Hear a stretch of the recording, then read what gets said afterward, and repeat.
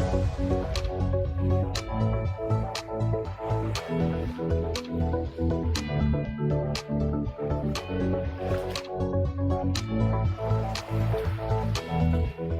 Worley in SoCal on early.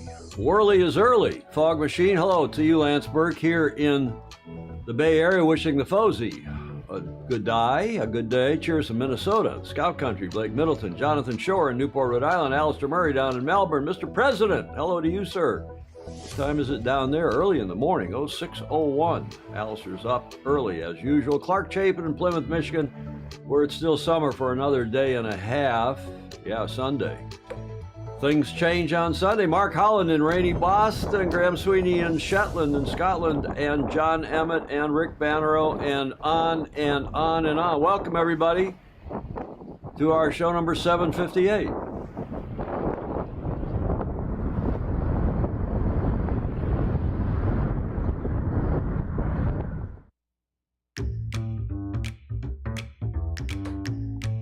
Jody Shields down in Australia as well. He is present and sort of accountable at 06:01, north of Sydney and Wangi, I think. Roy Thompson is in Spain. Hi, Roy.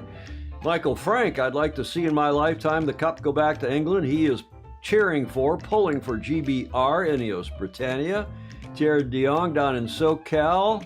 Joe Holtzman in Estes Park, Colorado, Park SS. Jamie Hutchison, cheers, he's in Saratoga Springs, New York. Jeff Ogle in Annapolis, and as we said, John Emmett, who's saying time will tell.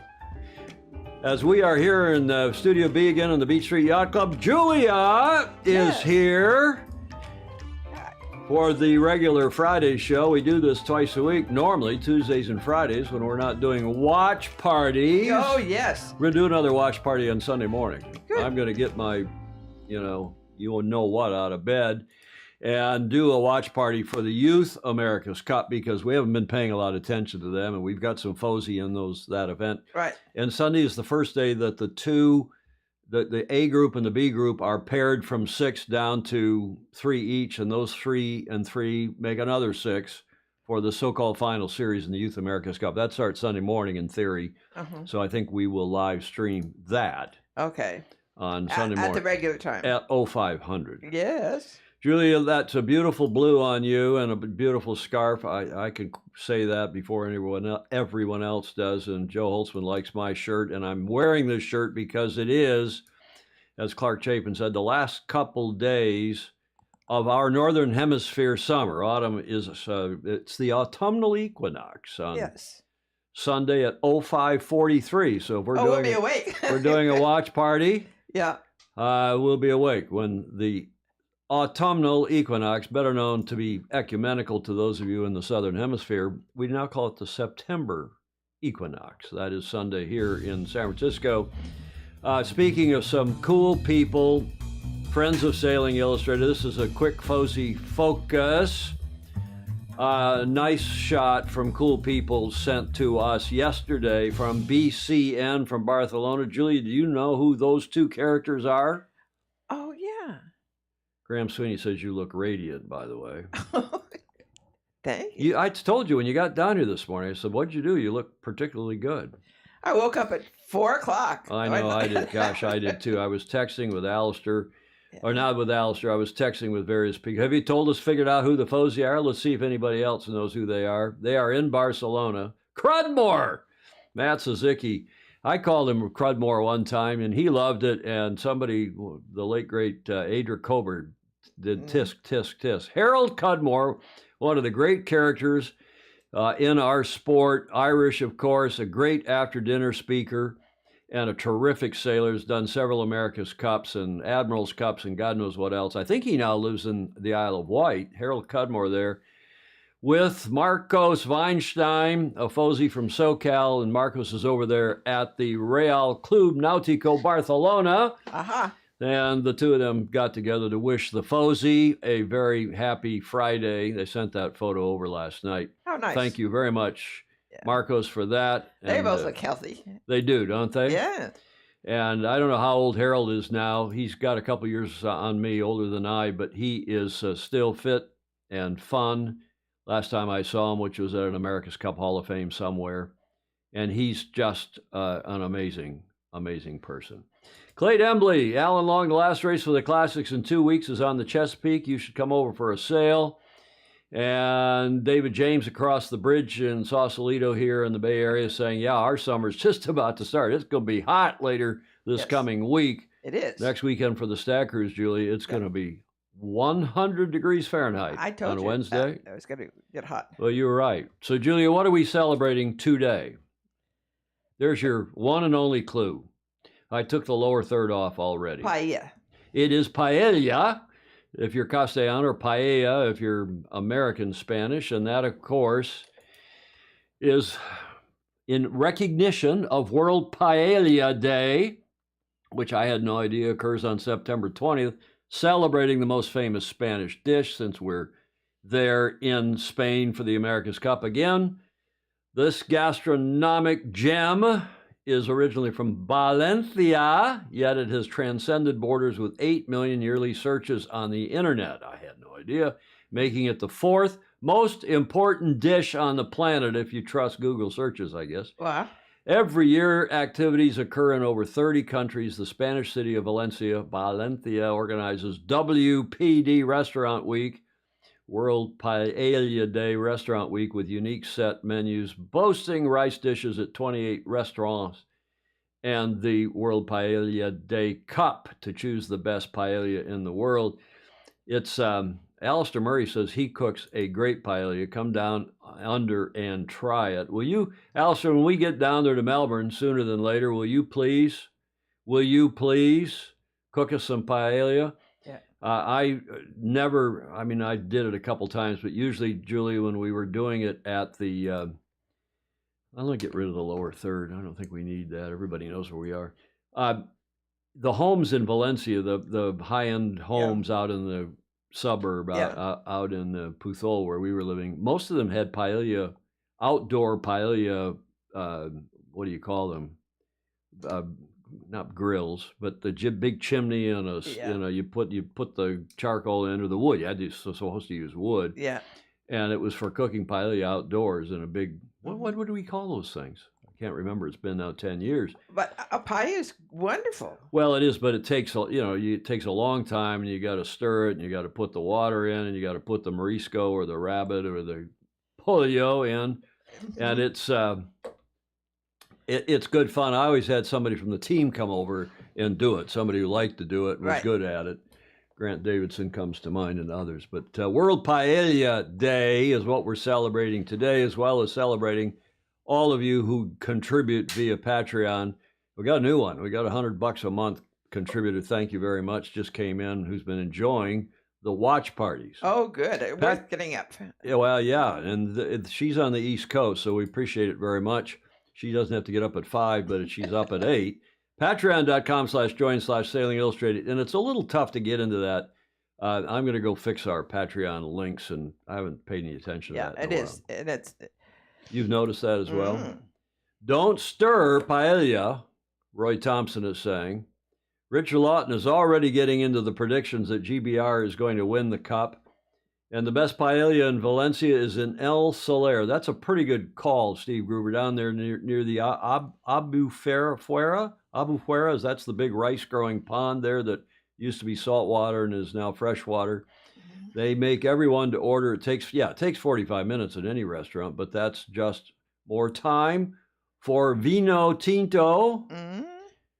Not much white wine, vino bianco drinking in Spain. But yes. And did you know, Julie, there is black rice, which is considered to be even better than white rice or yellow rice in Valencia. I've never had in. They do arroz negro, and it's a real treat. Okay, what else here? When is our next morning show? Richard Lawton said we're going to do our morning show at 0500 on Sunday. We'll come to that in a minute. Tom Mitchell likes my shirt, too. He can't believe I'm not wearing a blazer because Mitchell knows I was born in a blazer. That's true.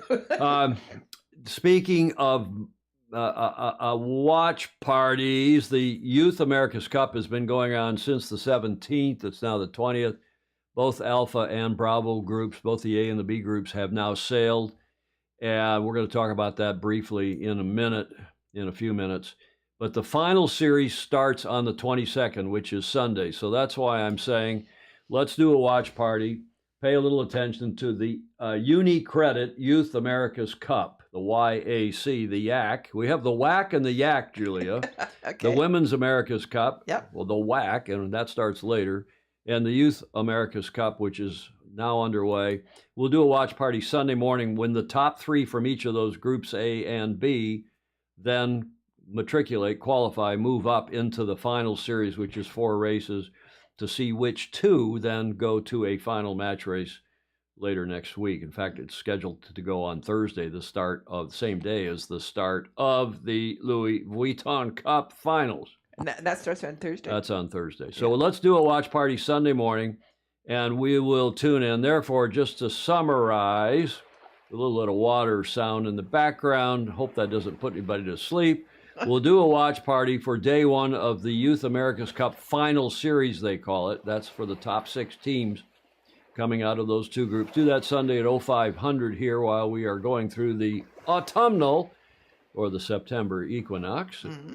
Regular show next Tuesday. Julie will be back down for that show on 1300 PDT next Tuesday.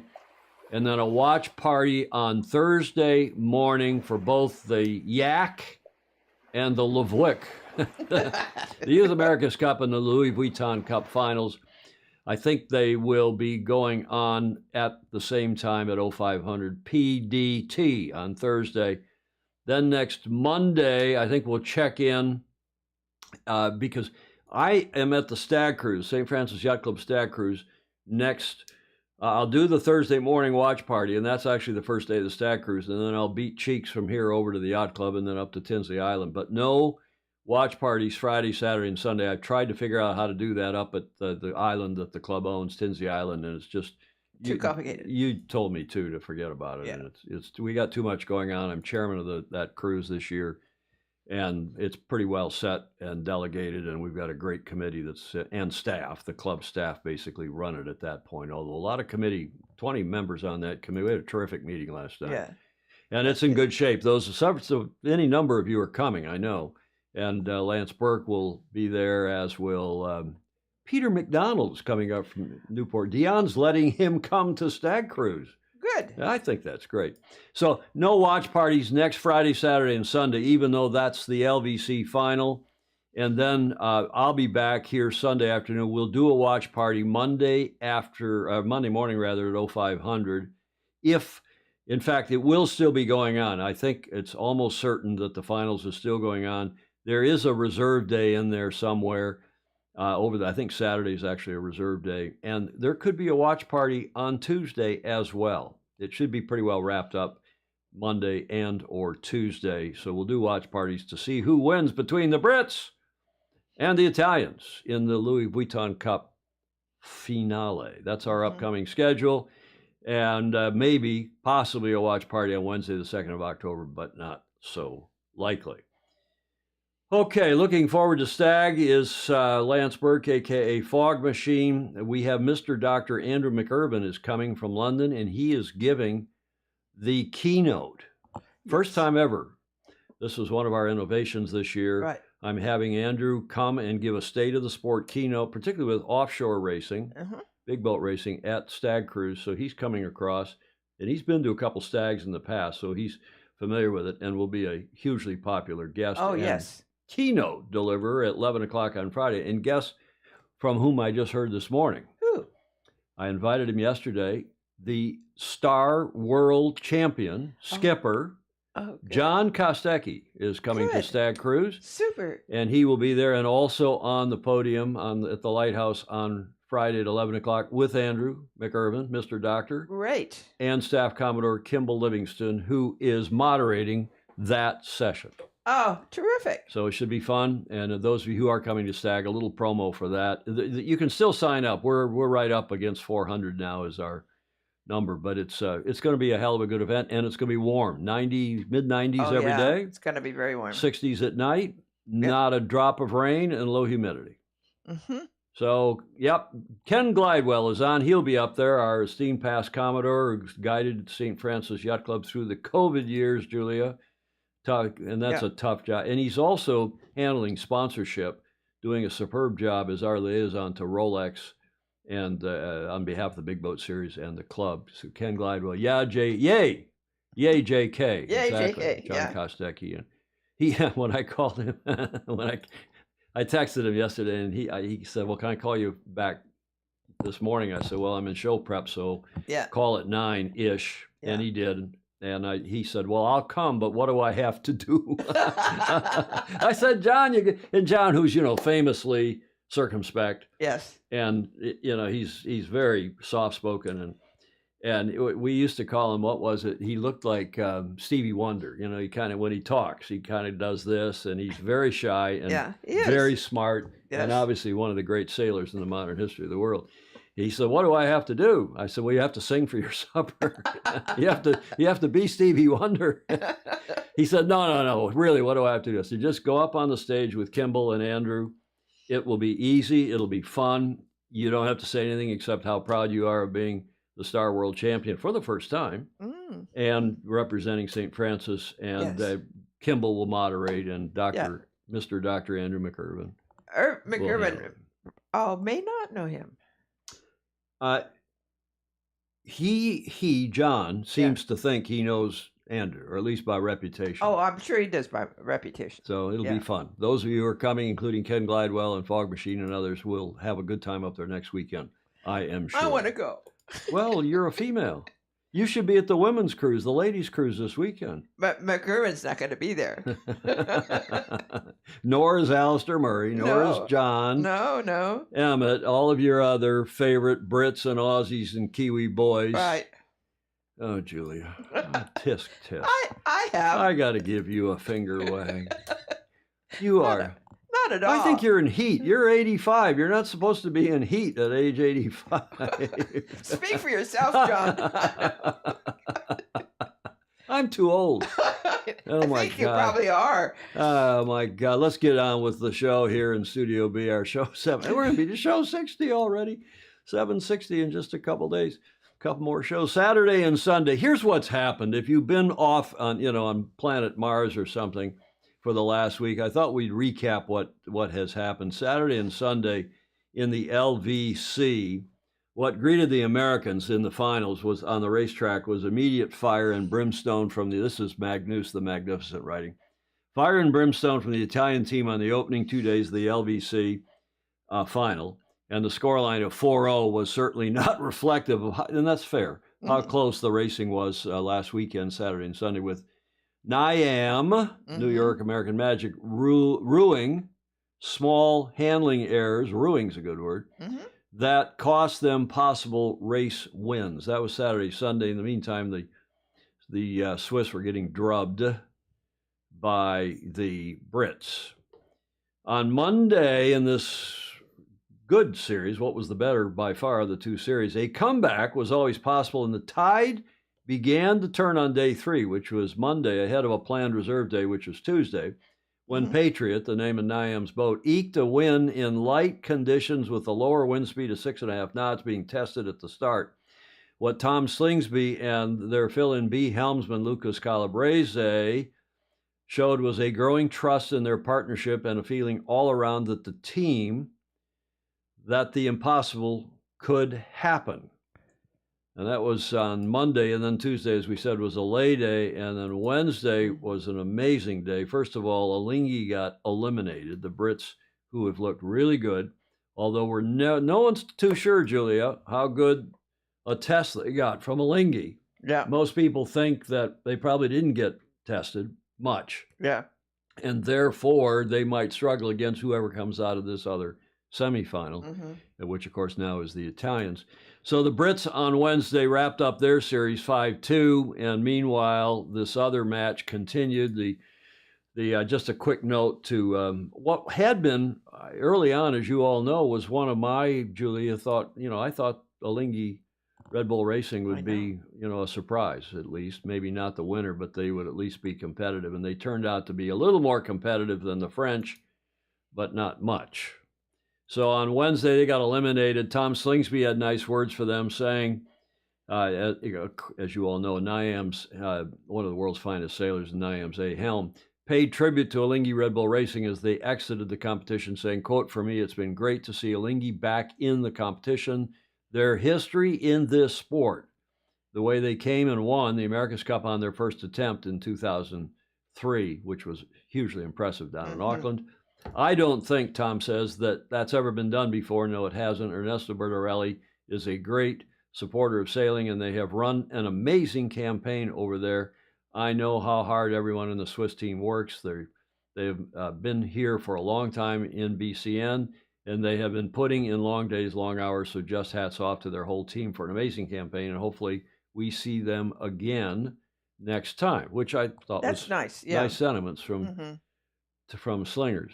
Right. Also, they had a lot of people down from Switzerland. It's an affluent country. They love yacht racing. They love sailing. That's a great picture. And their team base was fantastic, as it was in Valencia, as it was even in Auckland, but Valencia in particular.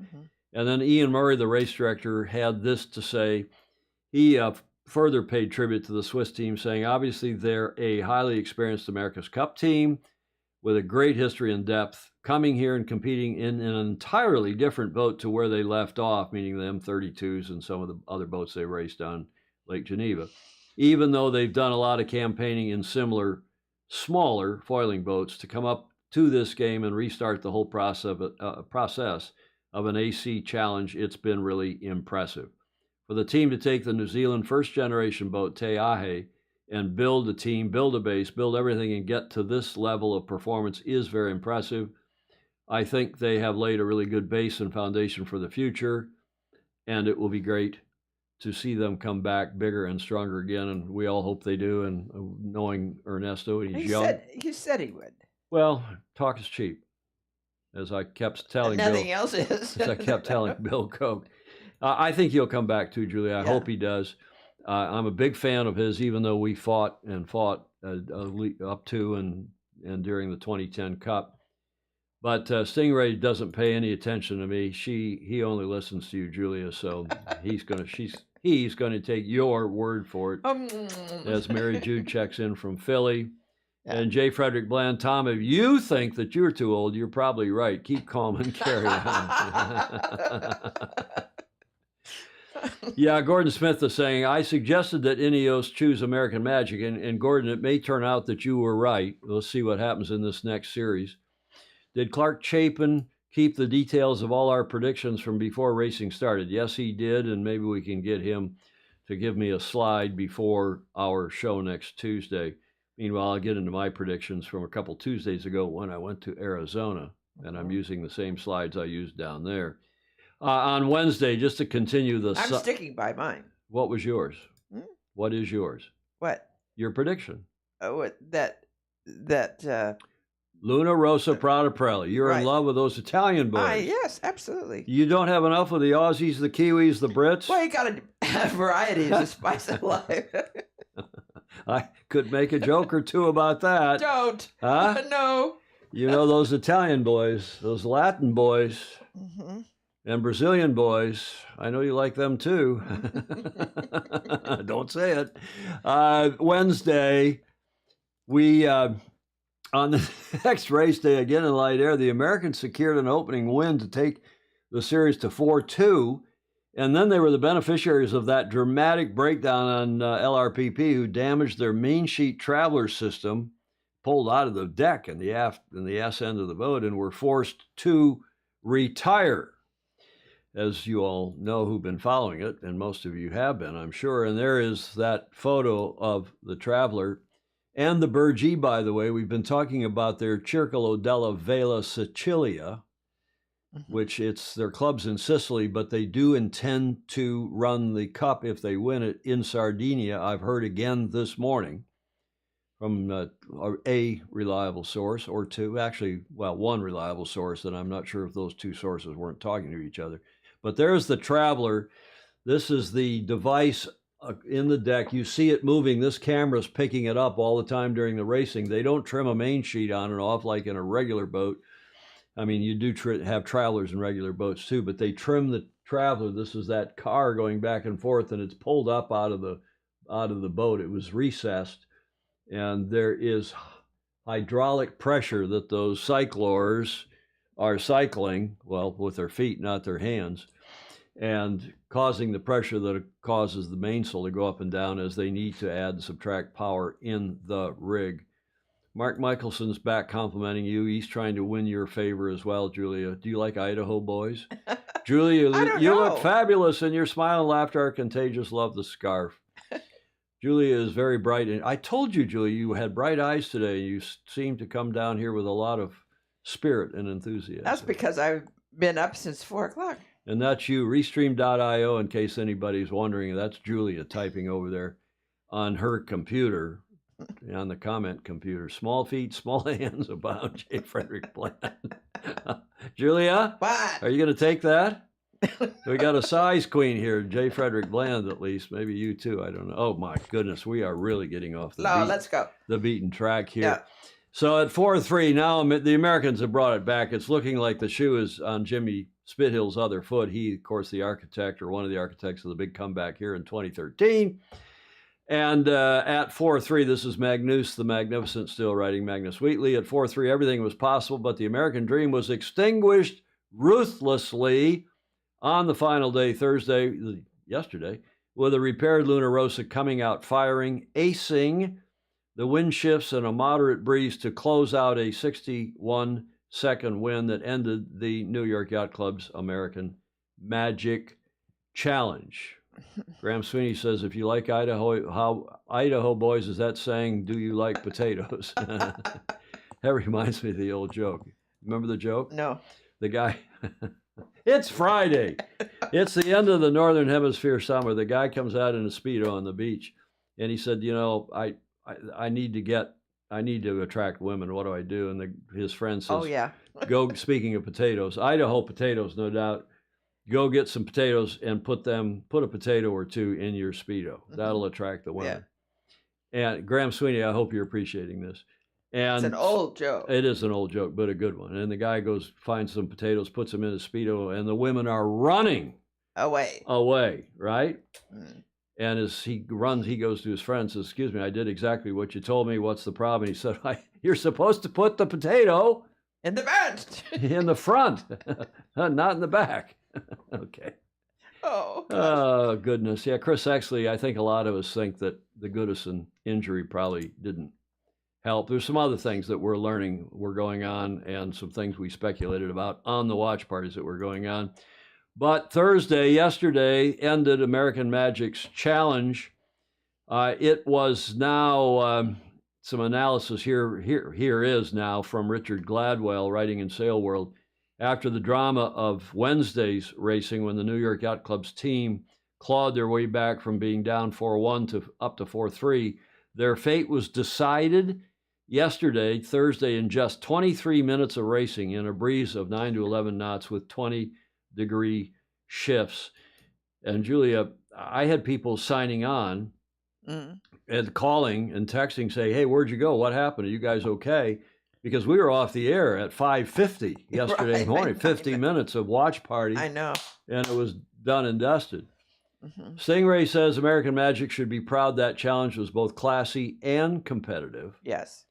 Fog Machine agrees with Ed Worley. LRPP just scooted by and mostly extended, except one downwind leg, which ended with an American Magic splashdown. Graham Sweetie says that joke reminds him of Pooh Sticks again. Yeah, David James, I agree. I liked it better when the LV Cup lasted longer. The teams had a chance to practice up, to improve themselves. Mm-hmm. But, of course, that was tough. That was hard on the Defender. And the Defender wants to keep it as short as possible, the whole thing, because the Defender is, selling sponsorships and paying for it, and they want to pocket as much money on behalf of their defense and maybe on behalf of other people, Julia. Yes. One never knows. Okay, Pooh 6. How did they get back to that? No, this is Paul Erickson is not the 2024 Stag. This is the 2022 Stag Cruise. Sure, I think, doesn't it say 65th on there, doesn't it, Julia? Yes. Yeah, it's the 65th. This is the 67th Stag Cruise coming up this coming next weekend. So this is Richard. He goes on with some good analysis. By definition, the contest between the second and third qualifiers from the round-robin phase was always going to be a battle, and it was much tighter than the other semifinal, Gordon Smith agreeing, between the British and Swiss teams, which was decided yesterday, Wednesday. Luna Rosa's shore team put in a Herculean effort to repair the now admitted to be serious damage. Jimmy gave quite an interview. I didn't see that. Yeah, talking about serious damage. From yesterday's main sheet Traveler explosion. You see how much more, I think, accurate Richard was, and much more tempered. You saw Magnus trying to not make it a big deal. He said that they're damaged Traveler, and obviously the Traveler was not correct, because you can't have stuff pulling out of the boat like that, especially in 11 or 12 knots. Although, to be fair, it was bumpy. Yeah. It was not as bumpy as it was on Wednesday, but it was bumpy nonetheless on Thursday as well. But still, you got to live through that. You got to sail and win. To finish first you got to finish. Luna Rosa's short team did put in a Herculean effort. They got their reward when Luna Rosa closed off their finals place in just the first race of day 5. Fog machine. You got to go back and read the comments. And GBR only lost a match when they used the wrong mainsail, is what John Emmett is saying. Baton Rouge asking, do you think it was a mistake to leave out LRPP when AM was not up to speed, or is LRPP faster and AM had no choice either way? I don't know. We talked about it at the time. So I'm going to show you a video about all that in a few minutes, and we'll have some more discussion about that. And see, Gruber's comment, I think, Steve, it seemed to me that AM almost never used the same jib as the competition. That's fine if you are right, but so bad if you are wrong. Okay, I'll say it now, so I don't forget, but also, Julia, apropos Steve's comment, I am hearing that the weather program at American Magic was not as good as other teams. There was a lot of, I'm hearing behind inevitably when you get knocked out, there starts to be finger pointing, and you got to take it all with a big grain of salt, because you never know if somebody's trying to CYA, cover their own butts. But I'm hearing from several different people who would know and who don't have a dog in that fight. They're American Magic insiders, but there's no reason for them to criticize any aspect of one aspect versus another. But to be sure, the loss of Paul Goodison of Goody, and the relative inexperience, only 4, 5, 6 days on the water in these boats that he had, that the Argentinian had, and Lucas Calabrese. Yeah. So this looked like the chemistry was coming together in the back end of the boat, but I'm still hearing that the weather program was not as good as the other teams, and several times there was angst in the leadership of that campaign when the weather program said go out with this size, here's the prediction, and the sailors made the decision, or leadership made the decision about using a jib or main that was of a certain size, and it proved not to be correct. Das ist nicht richtig. There's a comment here, GBR only lost a match where they used the wrong main. Yeah, exactly. And I think we looked at that a minute ago, and that is probably also. But the team that's got the good weather program is the Kiwis with Roger Badham, Dr. Roger Badham, a.k.a. Clouds. And it's looking like Luna Rosa Prada Pirelli, their problem seemed to be keeping their boat together. They had that software meltdown against the Kiwis in the round-robin phase. They had that foil arm problem when the starboard foil arm wouldn't work. Yeah. In a race that they ended up losing to whom, that knocked them off the top of the leaderboard in the round-robin phase. And then they had their Traveler pull out. Yeah. So they got to keep their boat together. The maintenance program, the shore team program there, they got to get their act together.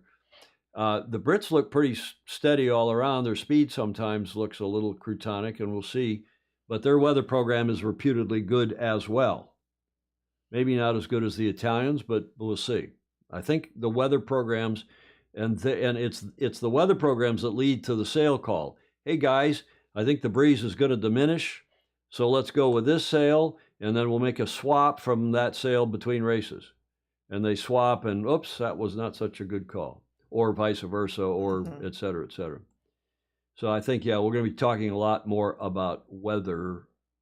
And John Emmett, Coach Emmett, who is, as you all know, is a famously good Olympic coach, he says the Brits have the best learning curve at the moment. Unless Gordon Smith is right, John, that they picked the wrong opponent, and therefore their learning curve was stymied by racing a fairly weak Swiss team. Let's go on with Richard Gladwell. Here, there's a couple more comments that he makes that I think are prescient and salient and prescient. Nice photo here of Terry T. Hutch giving Lucas Calabrese a bit of a hug after their loss on Thursday. And Richard Gladwell opining, and I think he's right, the most obvious factor was skipper and Olympic gold medalist Paul Goodison stepped back a few days before the start of the semifinal. He fell into an open hatchway and injured 5 ribs, forcing his removal from the sailing crew. Right. Backup co-helmsman Lucas Calabrese took his place with just 5 days of sailing experience in the AC 75 or so, Richard says. The Argentine, go ahead. That's not true, though, is it? I think it is true. I think he didn't have as much time on the helm as we were otherwise led to believe. The Argentinian Olympic 470 bronze medalist's learning curve was always going to be near vertical.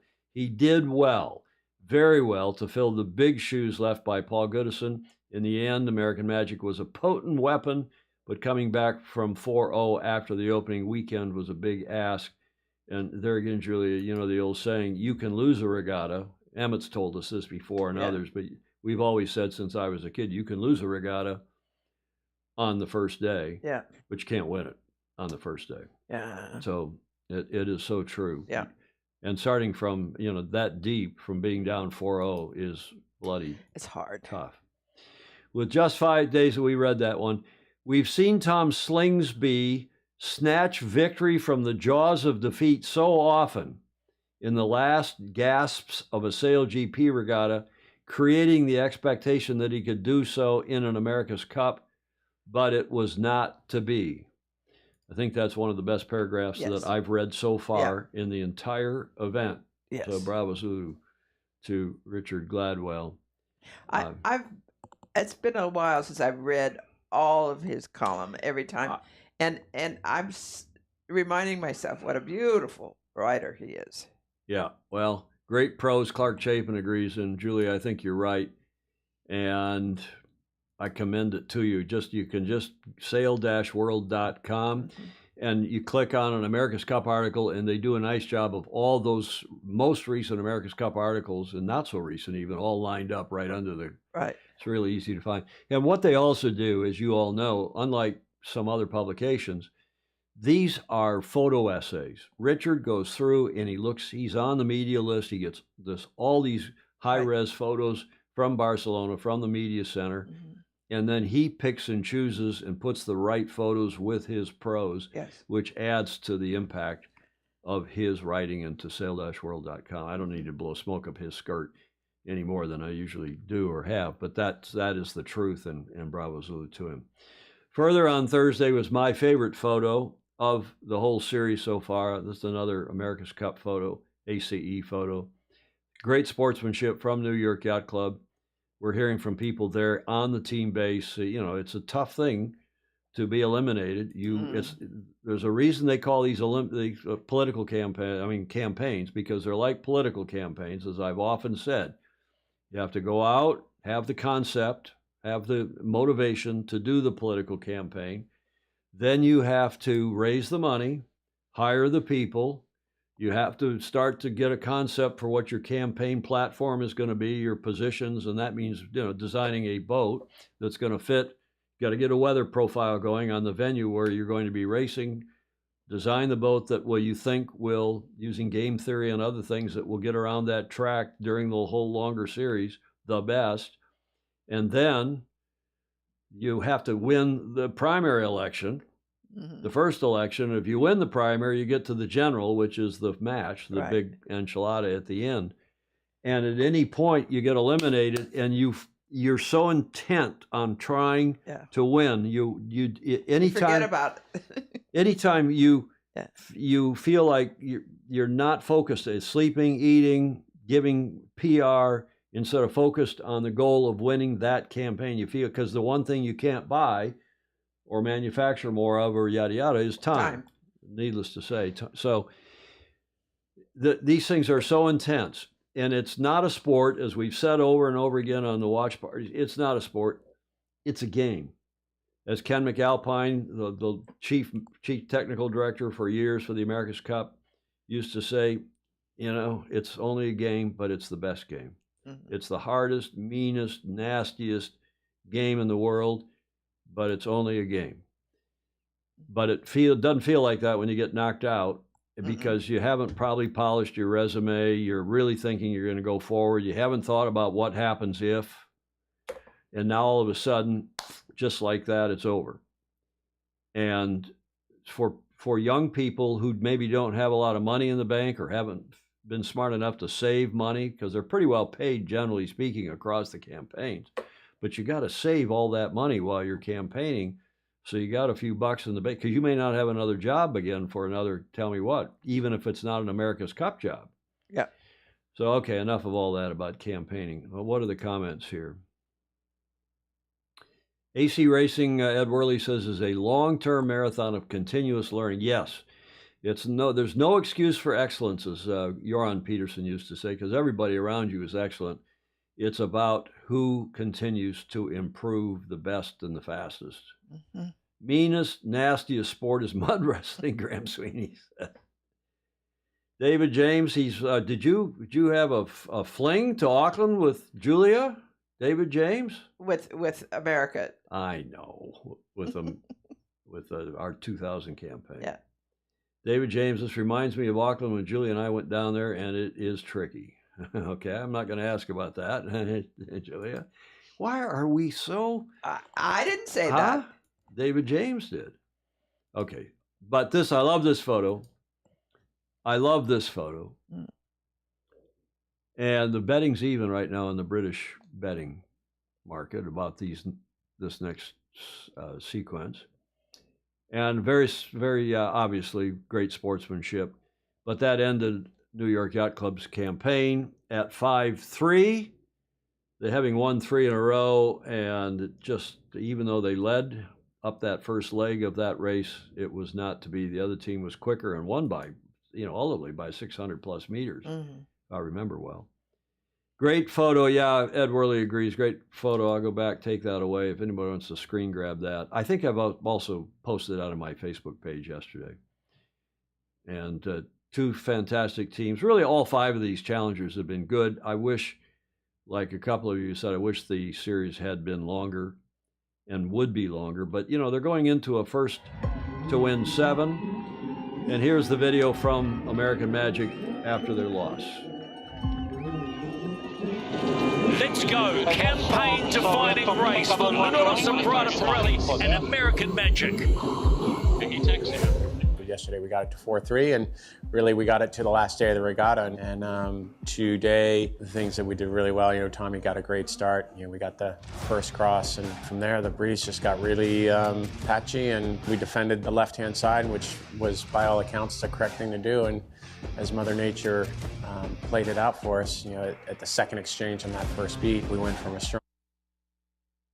I'm going to stop it right there and just say, when I saw that video this morning as I was preparing the show, and I thought, oh, there he is, which was the correct side by all accounts.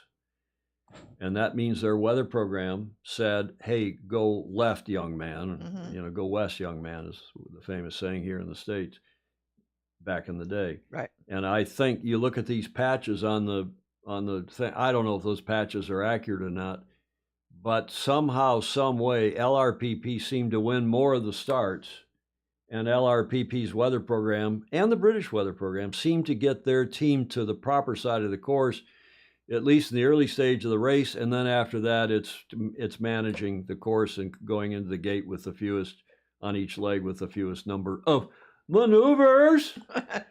Sail GP, thank you for that word. Maneuver, even the America's Cup's using that. Let's continue with this video. On cross to a, I think as Tommy said, just a really tough lead on.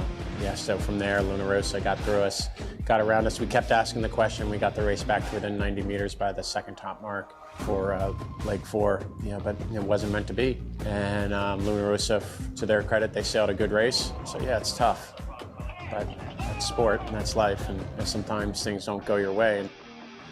I'm incredibly proud of the effort of the guys on board. I think how Tom and Lucas evolved over the last 7 days of sailing. It was such a big role for Lucas to step into. We have such a great opportunity to continue to grow and build upon this foundation. This is a much different team than AC36. It was an awesome fight. We showed our true colors, and by being a team that you can never put away, and yet sometimes the other guy's just better. And over these 9 races, Luna Rosa was just a notch better. And so we can do nothing but congratulate him. The team effort that goes into an America's Cup program, I mean, it's, for people on the outside, it's hard to fathom really that there's 175 people working in the direction of designing and building and developing a sailboat. And but this is much beyond just being a sailboat. When you have that type of support in the shed and you come in and you see guys that are, and girls that are putting in the manner that they are, how can you not be motivated when we come into work every single day? That it's a lot, but you absolutely love what you do. And so much of that is because of our people and because of our team. Yeah, at the end of the day, it's about people and it's about leadership. As I've said before, probably too often, I think I'm the only person that's been to war with the 3 C's and the D, Coots, Caird, Connor, and Dixon. And the difference in management style is startling. And I'm not going to go into who was good and who wasn't, but I can say this, that those who are leaders of men and women, who leave no stone unturned, who make the commitment to the commitment, are the ones who win yacht races and the America's Cup. It's amazing to watch and have watched this over the last 44 years, starting in 1980, and the difference in style. But it's management, it's hiring the right people, and of course having the resources to do all of that, which is, as Dennis would say, it's about the money, money, money. Well, it's not. Dennis could say that because he was so good, A, at raising the money, and then B, at hiring the right people. And people wanted to be on his team. They wanted to work with him because he was a brilliant leader. Same for Coots. Same for Russell Coots.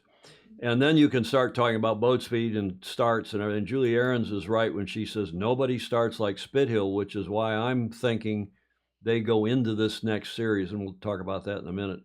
I think the Italians go into this next series with a bit of an advantage. Fog machine, as Steve Jobs quote, the famous Apple CEO, founder, and then fired and then brought back. Perfect is good enough. Is good enough. Yeah, well, and then you take Mark Zuckerberg's, do it now, break it, and do it again. And you don't have to wait till it's perfect. Just get it out there and then improve it once it's out there. So there's 2 different, you can't do that in the America's Cup. Well, you do. You have to keep improving, but you got to get it good to begin with. Clark Chapin, notice the North Sails logo on the sailbags. Now, there was an interesting point that we discussed, Julia, on the watch party. You would have heard the other day that of all these teams, New York American Magic is the only one that used quantum sails, and the others all have North.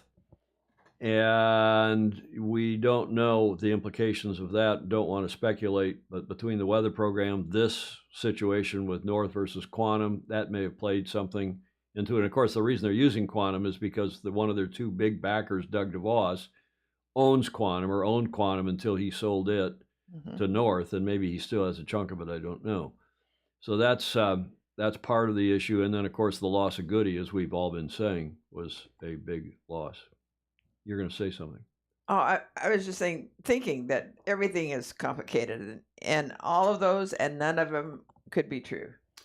Well, and it's, again, Steve Gruber is saying that NIAM did not use any quantum sails in this event. Is that true? All the boats are North, and NIAM did not use any quantum. Are you sure about that? Okay, I'll take your word for it, Ed Fury, and we'll see. In fact, ITA had a couple of very poor starts.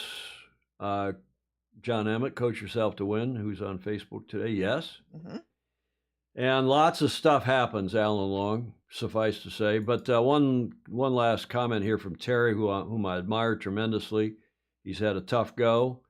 I'm not sure why they named their boat Patriot again. That to me smacked of, I'm not superstitious, but having a boat that collapsed as it did in Auckland, and then take the same name of that boat for your new boat. I don't know, Julia. Did that strike you as odd? It didn't, but it could. Yeah, okay. You're so diplomatic. Well, I mean it. I think you're going to be the next Secretary General of the United Nations. Keep that up, or at least the Foreign Minister for the Beach Street Yacht Club. Yeah, I'll try for that. T. Hutch, the President of Sailing Operations, speaking afterwards, he reflected on the campaign, saying, this is again Magnus Wheatley writing, I think we've got to go and take a good hard look at things that we did well and things that we didn't. We've got so many great people. Plus, we've got so many great assets and technologies inside American Magic, that I don't think it's the end. The thing that we have to continue to do is figure out what we can do well and how we can improve this team. It's a much better team than it was 4 years ago, and look how we've evolved. It's a lot of hard work, and it's an incredible organization with some incredibly passionate, and I would add talented people, and I think that's true. Okay, and we'll look some more into that quantum and north aspect that people are debating. Here is what's, just to wrap this all up, here's what Stuff, one of their reporters in Barcelona, stuff.co.nz, had to say, just a brief TV report back to the land of the long white cloud after American Magic was eliminated. From across the harbour, you can hear the support from the American Magic base as their team arrives back. This is not the result they wanted. This is not the American dream, but there is plenty to be proud of, and they are keen to celebrate that today. It has been a difficult campaign for the Americans. At the last minute, their helmsman suffered 5 broken ribs and had to be replaced. They've clawed their way back from a 4-0 deficit. It really did feel like there was some momentum swinging in their direction.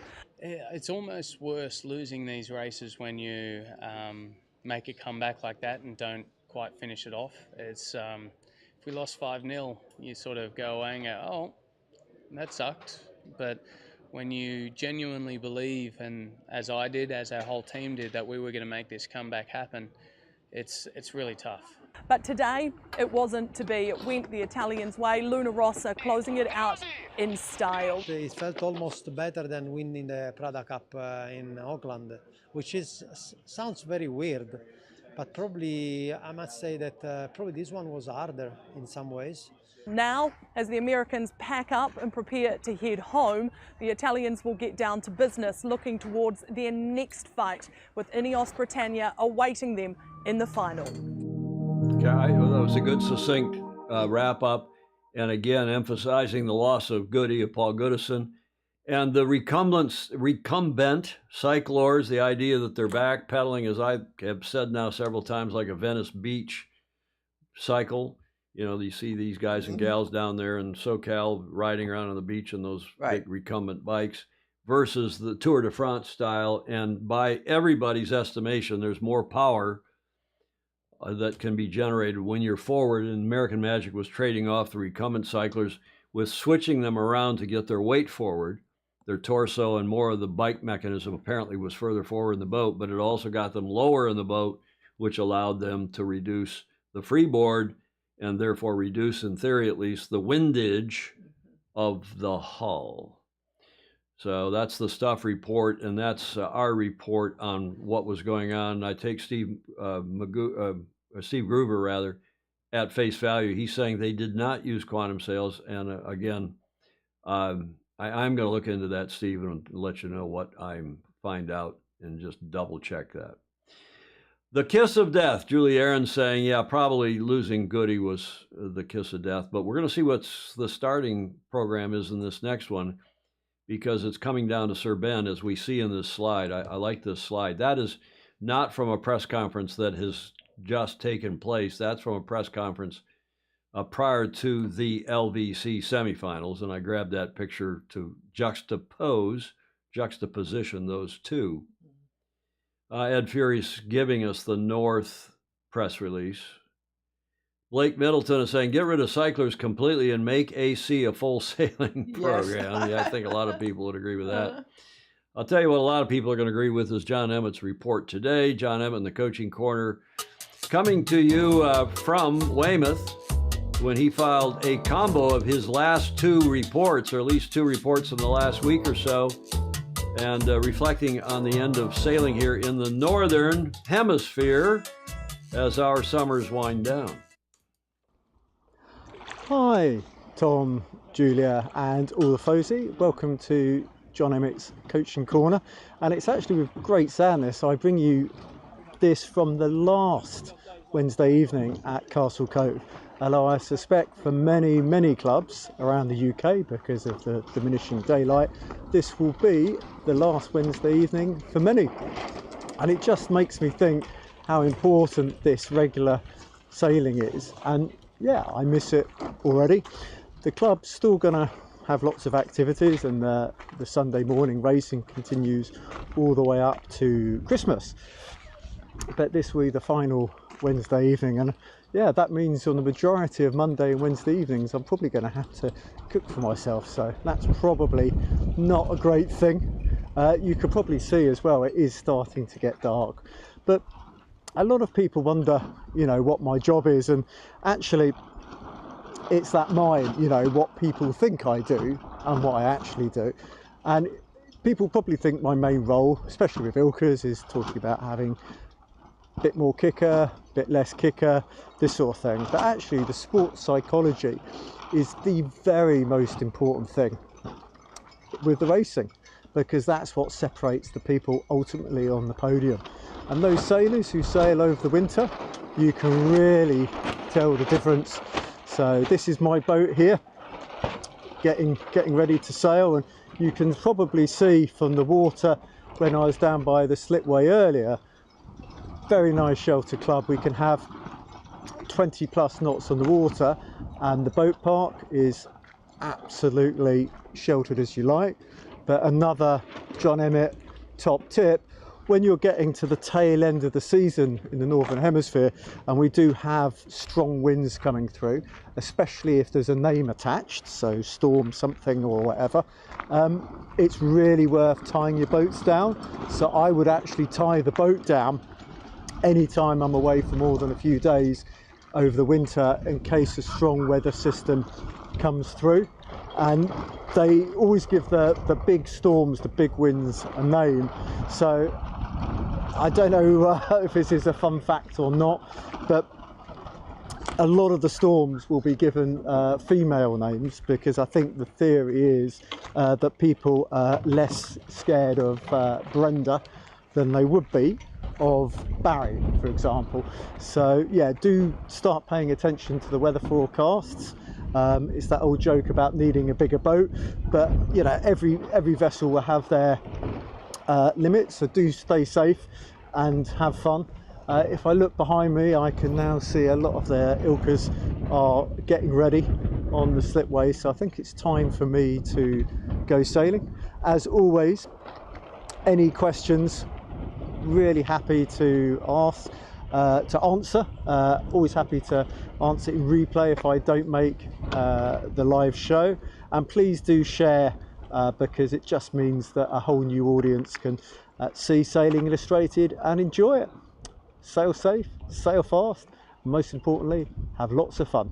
See you soon. Hi, Tom, Julia, and all the Fozy. Welcome to Castle Cove Sailing Club for part 2.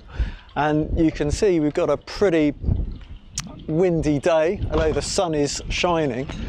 And what a difference a few days makes. So people are now busy packing up their boats for the end of the season. And you'll probably notice the boat park is looking substantially different. So in the UK, we normally have a southwesterly breeze over the summer, and that's maybe 230, 240, and that's often a bit of thermal enhancement in the afternoon. Whereas the summer we go more into those northerlies and easterly winds where perhaps it's colder and wetter breeze. So when the club racing stops at the end of the year, a lot of people will take their boats home. Lily's boat, Water Lily, is already tucked up in a barn, and you can see all this space that was dinghies is now going to be used for the keel boats as they come off the water. But the John Emmett top tip is sailing is a consistency sport. So I can always tell those people who've sailed throughout the winter, because it's those marginal gains. And you have periodisation, perhaps the winter's more period for fitness, but actually to keep sailing during the winter, it will make a real difference to your performance in 2025. With that in mind, looking forward to hearing what everybody's plans are for next year. Yeah, I think it's true. In my youth, when I went to Florida and sailed in the wintertime, midwinter regattas and so on, sailed late into the year, and I had better say I was more competitive. I was better, won more the following summer. But also I found playing another sport. I don't know what John thinks. He's on here watching. Nice reports. I agree with Ted Ryman. Thanks as always, John. Indeed. But I just, Julia, doing something other than sailing, getting my mind off sailing. In fact, when we started playing hockey year-round, because the ice rinks in Ann Arbor stayed open in the spring, and then they started staying open in the summer to make more money, sell more ice time. And when they figured out how to keep the ice inside, they can always keep it frozen, but the energy costs of doing so were pretty, and still they figured out how to insulate and use better and better material. Because, you know, they got to send, originally they were sending Freon around or salt water through the pipes to freeze the ice rinks, the indoor ice rinks. In any event, I digress. I think just staying active and physically fit, doing sailing and doing other sport year round, at least in my case, sure helped me. I was a better sailor as a result. I think that's in part what John is saying. David Richard Morris says, I plan on working less and sailing more. At least I can dream. I think also the comment from J. Frederick Bland that the parts of the world where you can sail year-round, it's a huge advantage. That's one of the reasons I think why San Diego turns out so many good sailors. Mm-hmm. Florida, obviously, here in this country, and other places in the world, where the Caribbean and so on, where you can sail year-round, mm-hmm. or reasonably well, even if it's chilly. And I mean, they sail year-round here. Yeah. But it's, you know, it's 133 days in the water. Well, it's just you mean the race committee at St. Francis. But the problem here is that it's never comfortable to sail here. It's always cold. Yeah. It's reliably windy and iconically beautiful. Thank you, John Emmett. That gets us to the end of John's double report. He having doubled up because he had one in the can and did another one for today. One in the can because of our skipping some of our regular Tuesday and Friday shows in the past couple of weeks because of the watch party schedule. You have to stay in shape year-round, Julie Ahrens is saying, and I think we all agree with that. Blake Middleton, it's interesting, at least in this country, Blake, how many people do sail and ski or do sail and play hockey. Even, I mean, you wouldn't think that, but it is true. Or sail and play tennis, I suppose. We can sail year-round in Minnesota, too. Ice boating covers the winter. Brr. Brr, brr, brr. Okay, now I've got a video. It's a little bit longer than we usually play, but we're staying on the America's Cup because everybody's keenly interested. And I thought this video was exceptional. It's from Ineos, who are doing, I was talking with one of the Fozy this morning about what a fabulous job Ineos continues to do with their PR, with their output of interesting feature pieces, as well as their podcast and yada, yada. But I think this is it's a 10-minute video, but it's a little more than. But it's a really interesting video about kind of the day in the life of a team and the work of the shore team in keeping a team fit and fast. Have a look. Every race day starts like this. Every team begins their race day like this too, with a daily dock-out show, where friends, family and fans give the team the best send-off possible as they head out to face the competition. But while this is a great start to the day for the team, the process started much, much earlier. Getting an AC 75 rated to race starts before dawn. Funnily enough, none of the teams are too keen on the idea of us hanging around and filming the process. So instead, I've come to the INEOS base to ask COO Dave Endine to talk us through what's involved in firing up the beast.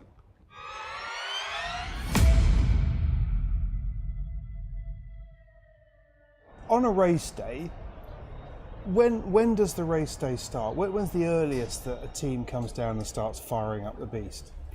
Yeah, it's a good question, Matt. I mean, today, for an example, we had a guy in at 5 o'clock this morning, or 5:30, and his role was to scan the wings, just to make sure that we know exactly what we have on the water that day. And he needs to get that process, the boat needs to be completely still for that to be accurate. So he has the whole boat to himself, so he can look at the wings with a 3D scanning system. And then once he's clear, the next person can come in and start turning the yacht on. That's around about 6:30. Then they start their systems checks, making sure all the data connections are working. Today we had a measurement weigh, a spot check weigh. So we needed to be completely ready, everything off the boat by 8:30 for the measurement committee to do their weighing process. So already quite a lot jammed in that first 3 hours of the day. But even before the sort of early start, the scanner couldn't come in any earlier than that because the night shift wouldn't have finished their foil preparation until 5 o'clock. So it's a 24/7 operation really, just to make sure that everyone has their window of opportunity to do their piece to making sure that the boat's ready to go each day. When you say, so the guys come in and start to turn the boat on, what does that involve? What are they doing? They're plugging it in? Is it like charging up an electric car? Or yeah, I mean, they basically, literally turn it on. So it'll be plugged into some sort of shore power, and they'll just make sure that, all the computers are turned on. And there's quite a few different systems on board, and they all talk to each other. So just making sure that works, and then all the sensors are responding the way that they are expected to be. The hydraulic controls are functioning as we would like them to be. They're quite complex boats, so it'd be nice to think you turn it off at night and turn it back on the next day and everything works, but it's not as easy as that. So making sure that all those things work every morning when we turn it on, and giving ourselves the time to respond or react if need be, it's just proven a good idea for us. So that's the process we go through to make sure we're ready to go when we roll out. It sounds like, conjuring up an image of a bit like a pre-flight checklist on an airliner or something. Is it like that, where you're going through? Do you work methodically through the boat from front to back, or wherever you go, through each system, test, check? Yeah, exactly that. The boat captain has a sheet that he goes through. He starts at the front, and he'll have someone in one cockpit, and they'll check all the buttons and knobs in one cockpit. They'll move to the next cockpit. So there's 4 cockpits on port, and then 4 cockpits on starboard, and just make sure that there's zero doubt. And so how long will that process take to do that? They're getting pretty good at it. I'd say it's probably like a 30 or 35 minute process for them. But while they're doing that, people need to be clear of the yacht because flaps are moving, or foil arms are canting up and down, and rudders moving. So we need to make sure that all hands are off the boat at that stage. So we give them a window of sort of 35 to 45 minutes. If there's an issue, a technician can deal with it on the spot. And then once they're complete with that, then other people will come in and just keep finishing the foil finish or other areas that they do in the morning startups. So having done the switching on of what other tests, what other procedures do you have to go through, just broad procedures that you have to go through before you put it in? Yeah, I mean, the communications to the yacht are pretty important. Obviously, we follow the yacht the whole day long. We can't talk to the yacht when it's racing in terms of data, but we get all the information from the yacht. So that link's pretty important for us to monitor the boat throughout its sort of pre-race shakedown when the sailing team are on board. So the comms piece is quite important for us, and there's quite a few different comms streams with regards to data. And it's different from inside the shed to outside the shed to outside the harbour even. So once the rig is connected, that's another step. We want to make sure we've checked that. The boat will get launched, then the engineers come down into the pen and the water, and they'll do mast rotation checks. again, checking that the communications from the rig through the yacht are all working. So it's not just inside the shed, it's every step of the way. And then we give it a full sort of, everything's working sign off, and then the guys can bring the sails down, load up the sails, and they're clear to dock out. And roughly what time of day will that be? I mean, I'm trying to get an idea of how long that whole process would have taken then. Yeah, typically we roll out about 10:30 or 11 o'clock, depending on which start we are. And we've been docking out anywhere from sort of 12:30 to 1:30, again, depending on the start. So we like to roll out about two and a bit hours, or maybe 2 hours before we dock out. And that gives us enough time to do all of our checks, and if there are any issues, respond or react accordingly. That's a long time, isn't it? I mean, it's fine when it's all working to plan like that, but I guess if you need to make any changes, and you need to make any amendments, or you're looking at a difficult weather forecast, not quite sure which sails to take, I mean, it must be quite difficult to then get in there and change anything. Absolutely, yeah. I mean, we've got to the stage where as long as we leave the dock at 100%, we've been pretty reliable on the water so far. The sail decision doesn't normally happen until quite late in the piece, so obviously that's so variable here in Barcelona that we've certainly made sure that we don't put too much pressure on that until we really have to. So the guys will do quite a good job of going out as early as they can, doing a couple of hot laps on or near the course, and then we have an opportunity then to spin up head to wind, and we could change mainsail if we wanted to, if the guys weren't comfortable with that choice. And obviously we leave the headsail choice till quite late, so there's still plenty of time for updated weather forecasts and strategy to come together before we make those calls final. Just going back to, so the boat's come out of the yard, you've put it in the water, you've done the tests, as you said, you've done the rotation tests, you've done those tests you have to go through. Then when the boat leaves the dock from here, when we watch it sort of going out, is that the end of the testing? Is it then just handed over to the sailors, or are you still at that point setting up links, testing things? What's going on between when you leave there and when you get out to the racecourse area? Yeah, for that period, it's typically about the sailors doing their race prep. We'll always monitor the yacht and keep an eye on things, and we have conscious decisions in the team as to whether we would try something before a race, like a control code change or a strategy change, or even just a technique change in the way the guys sail the boat. But typically we wouldn't risk it then. We would do in half an hour after the racing, we'd go out and just try that change then, just to sort of make sure that we haven't introduced an issue on board. So that sort of 90 minutes is really about what they need to get settled on the yacht, make sure it's nothing's changed, and look at the course, look at the wind conditions, and really sort of focus on that sort of 25-minute racing period. And we'll leave all the variable stuff till after the racing. Obviously, if there's a big gain to be had with a change of some sort, we'll try and look at it before the racing and just make sure that the guys are comfortable that it hasn't upset something else. Like I say, the complexity of these boats with all the software now, there's always a risk that you push a software change to the boat and it doesn't quite behave as you saw on the sim or as you'd expect it to on the water. So it's about de-risking things. It must be quite nerve-wracking a lot of the time, isn't it? I mean, I feel nervous enough about upgrading the software on my laptop. Yeah. Let alone a system as complex as this. Yeah. And the guys are really, I say the engineers and the sailing team are quite good at looking at those changes in the sim. So most of those code changes would happen in the simulator. The guys would then, the engineers would be able to see, yes, that change is working as we expected, and we can't see any obvious side effects. And then the sailing team would come on and say, yeah, we understand how that change is working. We understand the impact it's having. And sometimes it'll flush out a bug or two in the sim, which is really valuable. But there's always, every now and then, it'll be a timing difference that sort of shows up on the water that we weren't expecting. So we're pretty good at sort of flushing that stuff out in the sim. But there's always the risk of it creeping onto the water. So by the time you see the boats heading out around the end of the harbour and making their way to the start area, the chances are that most of those teams will have already put in a 6-hour shift just to get their AC75s to this point. In the next episode, we'll take a look at what happens after the racing for the night shift, because even then, the beast doesn't sleep. That's Richard. A sustainable future.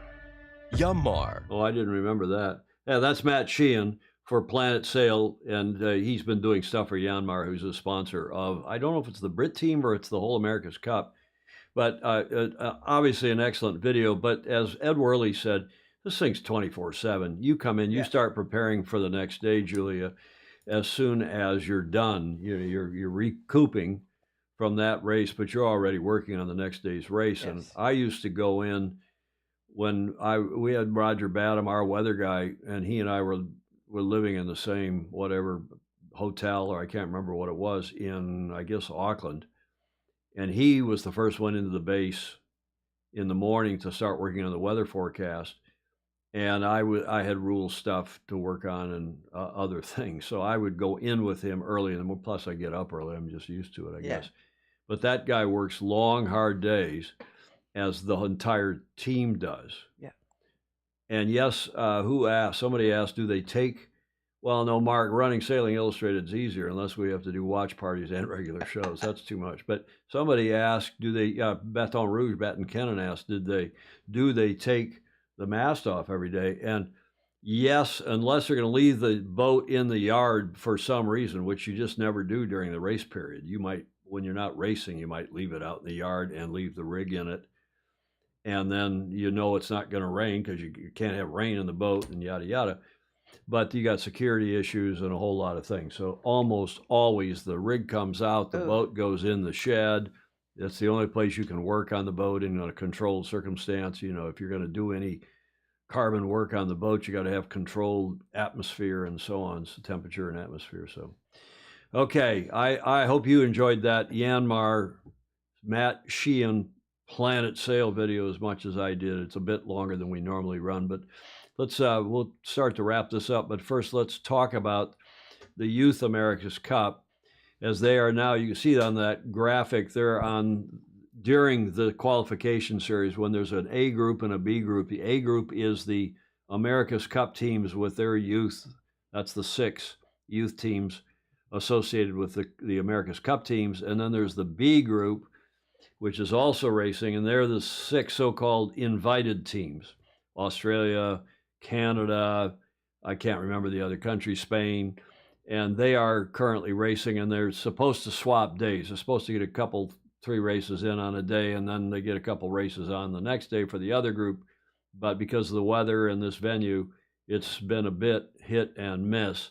I thought we should check in on our Fozy, Cole Tapper and Leo Takahashi. Oh, good idea.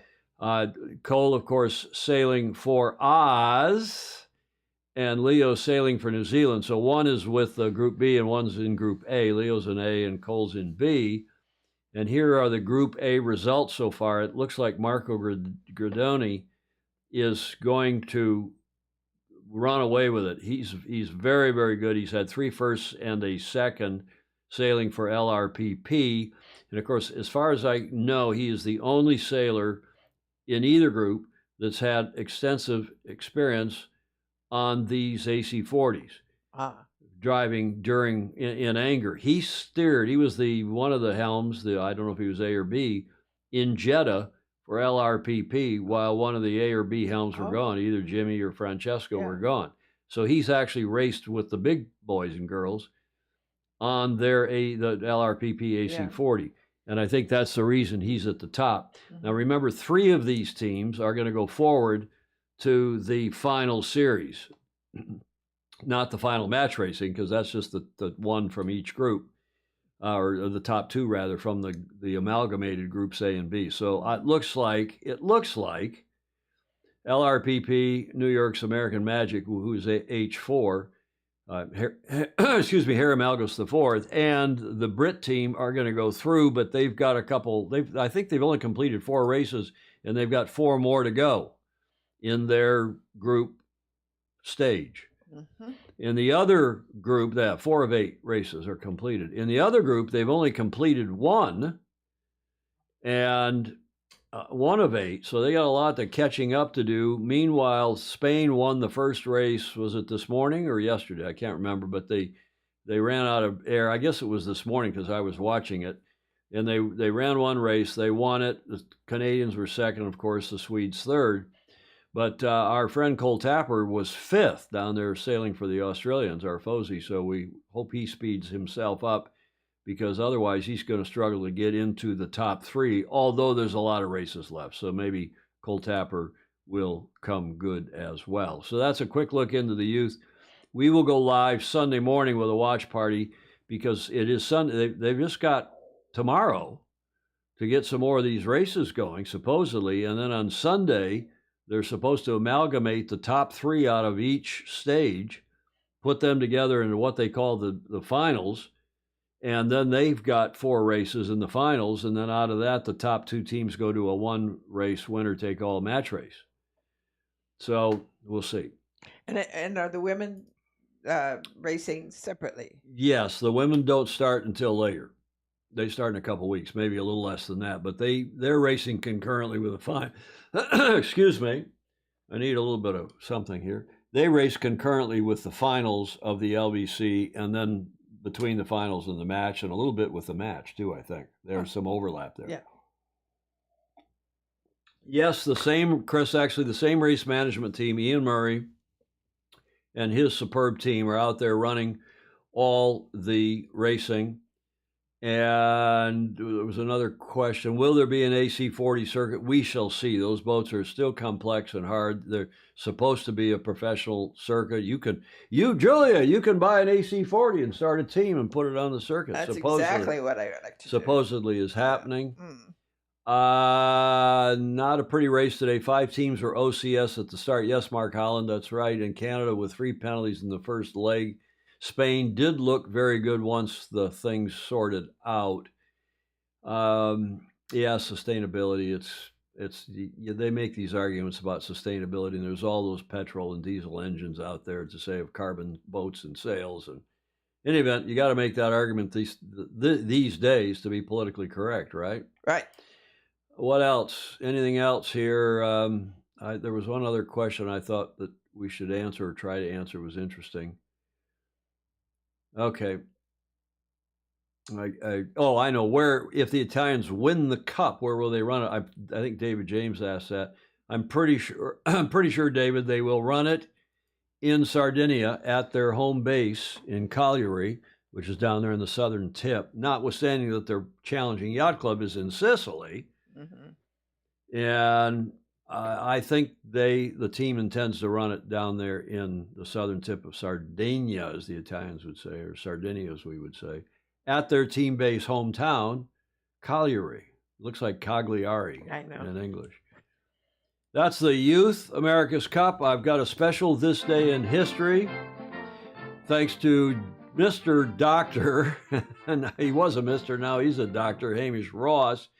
What happened, Julia, on not today, but 2 days ago, on the 18th of September, 1930, 1967, and 1977? Woo! Here's your first clue. Ed Worley will like some of these clues. Anybody recognize that yacht, that Russ Kramer painting? It's a great painting. It's a great painting. He's a modern-day painter of maritime stuff, particularly the America's Cup stuff. Not American. Russ Kramer. That is the 1930 America's Cup. We just mentioned what happened on this day in history happened in all 3. No, not a repeat champion. That was a good guess, Steve Gruber. 1930 Enterprise USA is one of the clues. Sopwith in front, no. 1930 was the last match. Anyway, you can see that boat's green. That's because that was not Sopwith. That was, in 30, that was Shamrock 5, I think it was. Shamrock 5, right? Stunning painting, Mark Michelson. I agree. Really nice stuff. Here's your second clue. Intrepid in not 70, when Bill Ficker was quicker, 1967, in a Paul Mello photo. What happened on this day in history involving these 2 boats on the 18th of September, in 30, 67. And then this yacht, Courageous, in 1977. And I don't know who took this photo. I tried to find it this morning, spent too much time trying to find who took that photo, but it, yeah, Gruber's got it. Steve Gruber, you get the applause for coming up with the answer. All three of these boats won the Cup on the 18th of September in those respective years. And there's Gary Jobson on the back end, who's a foe. He's been on this show any number of times. Ted, I don't know where Ted was by then, Ted Turner. But thanks to Mr. Dr. Hamish Ross, who's a FOSI and the America's Cup historian that he is, he sent this along and he said, today in America's Cup history, the 18th, 2 days ago, was a triple Cup winning day. Plus, Gretel won a race, which was interesting because, well, we'll see. This day marks a busy day in the Cup calendar when the Cup has been won 3 times, in 30 by Enterprise and 67 by Intrepid, beating Damn Pity, as the Aussies ultimately called the boat, Dame Patty. And in 77, when Courageous defeated Australia, Australia 1, not Australia 2, which, of course, sailed in 83. All resulting in successful defenses of the America's Cup for the New York Yacht Club. Also, races and matches held in 34, 62, and 83. They were held curiously, with the challengers winning all of them on the 18th of September. Now, there is a coincidence, including Endeavour 1, which was the British boat, the British J-boat, Gretel, the first Australian Challenger, and Australia 2, the 83 Australian Challenger. Now let's have a closer look. Hamish says to look at Gretel's win in 62, the first Australian race win in only their second Cup. Remember, it was the Brits, it was the Canadians, and only those 2 countries, right? Heretofore, I mean, you could argue about Ireland, Northern Ireland when back in the Lipton days, but it was the Brits and the Canadians were the only challenging countries until Gretel came in 62, which is when President Kennedy, JFK, gave that speech, and I guess it was Marble House or the Breakers, and they had that big white tie speech that he gave the opening. It was on the eve of the first race in 62. So that's the day that Gretel won. And you know, imagine this, the Australians have come, they've shown up to race in their first America's Cup. They lose the first race, but they win the second race.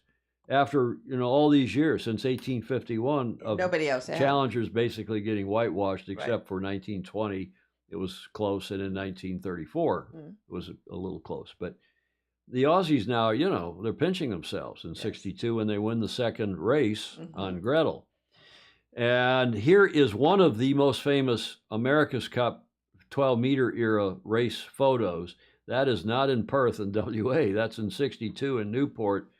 And it is a Rosenfeld photo. I was going to say, it looks like a Rosenfeld. It was a Rosenfeld, courtesy of Mystic Seaport Museum, and that's Gretel surfing off Newport in that famously cool photo. Gretel was also featured on the cover in 62 on Sports Illustrated, here in the U.S., the big national sports magazine. No relation to Sailing Illustrated, of course. None at all. And then that, as we mentioned, was when JFK and Jackie came to Newport and watched that Cup a year before he was assassinated. And it's also, Julie, I think it's fair to say that is, I'm 9 years old now, and that's, I don't remember the 58 Cup. 5 years old, I don't remember that. But this put the Cup on my radar screen, and it wasn't because of the Cup or the racing. Yes, I had my own boat, and I was skippering a boat with a gal who was crewing for me, and I was 9 years old, I guess. And yeah, 8 years old, about to turn 9. And the Kennedys and the media that followed the Kennedys, as I've said over and over, to Newport, suddenly it put it on everybody's radar screen on the cover of Look magazine and Life magazine and Saturday Evening Post and so on. So that, I think that was the watershed moment in this country, and probably for the America's Cup, because the media started following it. When you got a sitting president there and the elegance of the two of them, especially Jackie, I think that, that is the U.S. Navy. And that, was it the Navy ship, the USS Joseph Kennedy, named after his dad? You'd have to check that. Surfing at 12, Ed Worley says. It looks terrifying to surf a 12 groover, is saying. Yeah, it does. But what a fabulous photo. And that really, I think, was the start. If we talk about 83 or 87 being the start of the modern era, or 58, but this is when the media really took notice. And Wikipedia says that the 62 America's Cup, the second to be sailed in 12-meter yachts, marked the first challenge for the Cup from a country other than Great Britain or Canada, and was the first challenge from a country in the Southern Hemisphere. An Australian syndicate headed by Sir Frank Packer, representing the Royal Sydney Yacht Squadron, challenged with their yacht Gretel. There was later a Gretel too, as most of you will maybe remember. Although the New York Yacht Club won the regatta 4 races to 1, it was first to win 4, best of 7, as all those matches were in that era. The yacht Weatherly, which was steered by, Julia? Oh, I don't know. Bus Mossbacher. Oh, yeah. The challenger Gretel won the second race, beating the Americans for the first time since the 1930s, and only lost the 4th race by 26 seconds. Wow. So bravo Zulu to Oz in their first go at the Cup. And remember, it was 21 years later that they won it. So 62 to 83 of repeated Australian challenges, and then they won it. New York Yacht Club was so shocked at the closeness of the contest that they immediately changed the rules to ban the use of American design and technology by Cup challengers. Yes. You remember that? Yes, I do. Remember We've talked about that on this show any number of times. And it's true. And then, of course, it got relaxed ultimately. So that's this day in history, courtesy of Dr. Hamish Ross. Thank you, Hamish. That, I think, a very interesting period of time and some interesting coincidences. I didn't know that 3 of those challengers won races on the 18th of September. Must have been something in the water in those days. Okay, as to predictions to what's coming starting on Thursday, well, let me go back, Julia. This is one of the slides I did down at Arizona Yacht Club in Phoenix a week ago Tuesday. So this is before we knew who the Brits were going to choose as their semifinal opponent. And I had, this is one of the slides. Ted Ryman enjoying Hamish's post. Thank you, Ted. No, Gretel's skipper, Bob Steele, was not Sir Jim Hardy. Gretel's skipper was Jock Sturrock, for extra credit. Okay, Bobby Steele? Sir Jim Hardy came along a little later. But here's my prediction that I told that crowd down there. I said, look, you've got the semifinalists, and we know who they are, and this is how I think the Brits who won will pick. Who I think they will pick as their semifinal opponent. And I was right. I was wrong about a couple other things. Oh, that was announced this morning. Well, no, the semifinal opponent was announced that Friday, and this was on Tuesday last week. Oh, yeah. It was announced Friday a week ago today. It's hard to believe. The semifinals are over, and it just started a week ago. A week ago today. In fact, didn't start a week ago tomorrow on Saturday, but it was today that they had the press conference, and the Brits announced that they had chosen, to not many people's surprise, Gordon Smith wishes they'd picked American Magic, and maybe he's right. The other semifinal, therefore, sorted out to be the Italians and the Americans. And then I chose the winners of those semifinals down there a week ago Tuesday. And I said, of course, the Brits would beat the Swiss and the... You said the Americans would beat. I said the Italians would beat the Americans. Oh, yeah. And I told, don't tell anybody, because I don't want New York Yacht Club to get mad at me. I don't want to jinx it. But I'm telling you all here in Arizona, a nice crowd. It was a terrific evening. I'm really glad I went down there to do it for a night. Sorry we missed our Tuesday show that day. Then I chose the winner. So you Brits, Graham Sweeney, Gordon Smith, John Emmett, a couple others are not going to be happy with me, but then I predicted to that crowd that the Italians would win. And I do think they will win. I think they're quicker over the range of conditions. I think they have a bit better weather program, and I think they'll get the right size sails up. I think they'll make the call on the first leg more often than the Brits. And I think Jimmy Pitbull Spithill will win more of the starts. Julia, you like that because you're a big fan of the Italians. I do. And as not only for their boating prowess, but I think He's the owners. You like Patrizio Bertelli. Do you have a lot of Prada stuff? I have nothing of Protestant. Well, you better call him up. You better tell Patrizio you're cheering for him. He better send you some gear, some swag here for Studio B, and you can have a little LV scarf or something. Yeah. Or not LV, sorry, Prada. That's the wrong company. Yeah. John Emmett says he's going to reserve judgment till he sees boat speed. Some of you are going to reserve. Gordon Smith probably would reserve judgment until he sees the forecast, because we know that the differences of these boats, it may be different according to wind speed and how bumpy things are. Ben can out-twerk Jimmy, Graham Sweeney says. Well, in any event, you let us know your predictions. Maybe Clark Chapin will write them all down again, the latest predictions, but that's what I think will happen. I don't have the temerity. I don't have the crystal ball to predict, or the crystal balls for that matter, to predict what that score will be. Remember, it's first to win 7. It's best of 13. Best of 13 because they're emulating the America's Cup match. The America's Cup match is also a best of 13, first to win 7. Italians have to keep their boat together. And that's a really good point. I think the Brits are more reliable with their maintenance program, and that could come into play, especially if it's lumpy. But remember, it's going to get lighter.